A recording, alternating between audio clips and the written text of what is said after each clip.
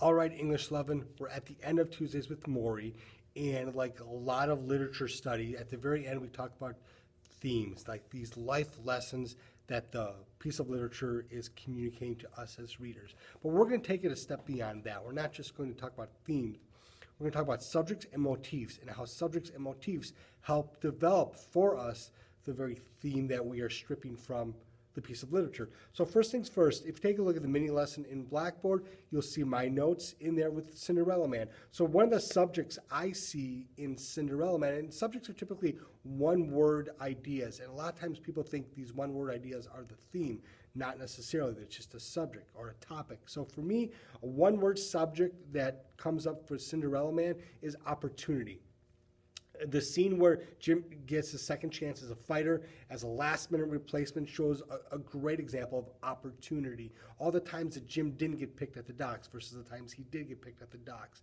Those show those opportunities. So think about Tuesdays with Maury. What subjects, what one-word ideas come to mind when someone says, what's Tuesdays with Maury about? What's your one-word answer? And then what are some scenes that you think show those different subjects?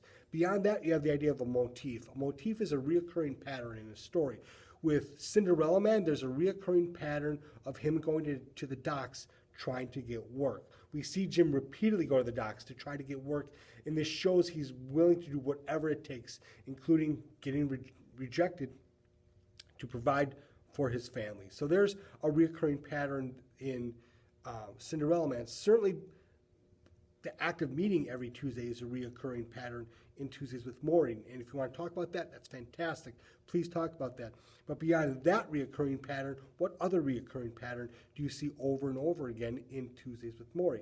And as a result of talking about your subjects and your motifs, hopefully that can lead you to your themes. So for me, for Cinderella Man, I wrote the most dominant theme that I see is when society puts individuals in a position where the individual struggles, it's up to the individual to be self-reliant, to pull him or herself out of his or her situation. Now notice that theme was a huge concept, a huge topic. It's a life lesson. It's not just a one-word answer. It's some sort of long, deep, enduring truth about humanity, no matter where humans come from. So again, listen to the theme I came up with. When society puts individuals in a position where the individual struggles, it is up to the individual to be self-reliant, to pull him or herself out of his or her situation. Right?